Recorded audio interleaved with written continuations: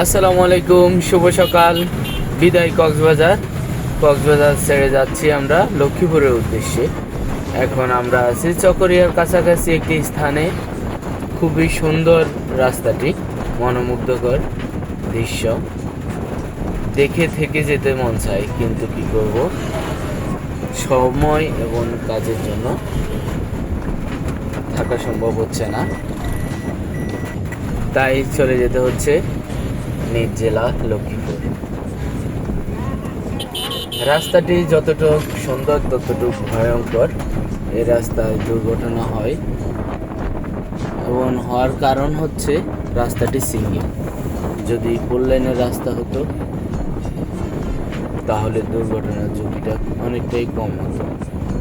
সবাই এই রাস্তায় চলাচলের সময় সাবধানতা অবলম্বন করবেন। সামনে পিছে ডানে বামে দেখে শুনে ওভারটেক করবেন।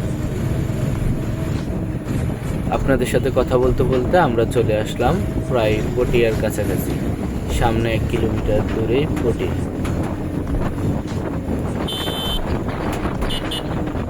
এই রাস্তায় বাসগুলো ওভারটেক করতে একটু সমস্যা হয়ে যায়, সাইড দিতে চায় না। ও, আপনাদেরকে তো বলাই হয় না, আমরা আসছি প্রায় 18 থেকে 20টি বাইক নিয়ে লক্ষ্মীপুর দিকে। 3 দিন ট্যুর শেষ করে এখন যাচ্ছি লক্ষ্মীপুরের দিকে। 10টি বাইক, আর 10টি বাইক বান্দরবানের দিকে চলে গেছে। ও মাই গড! সাইকেলটা না দেখেই মাঝ রাস্তায় চলে আসলো। আমার স্পিড তখনও 94-95। আল্লাহ অনেক বড় বিপদ থেকে বাঁচাইছে। অনেক বড় দুর্ঘটনা হতে যাচ্ছিল।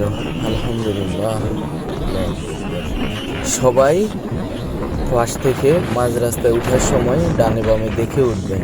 আপনারা সাইকেল, অটো যেটাই হন, বড় গাড়ি হলেও দেখে উঠতে হবে, না হলে অনেক বড় দুর্ঘটনা হবে।